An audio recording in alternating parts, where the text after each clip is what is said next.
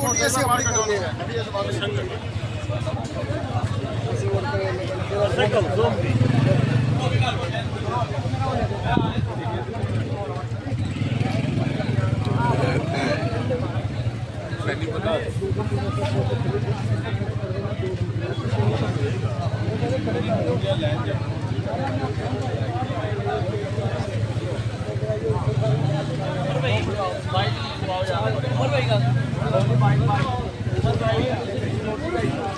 ये चन्न ते भी जलसा रखते रहेंगे ना पहुंच जाना।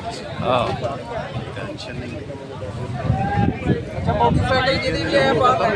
नहीं इतनी है ये मोटरसाइकिल बाहर खड़ी करवाए यार अपनी अपनी मोटरसाइकिल बाहर ले जाए।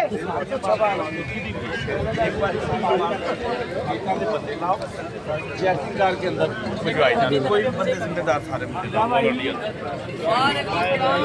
गेट के अंदर गेट के अंदर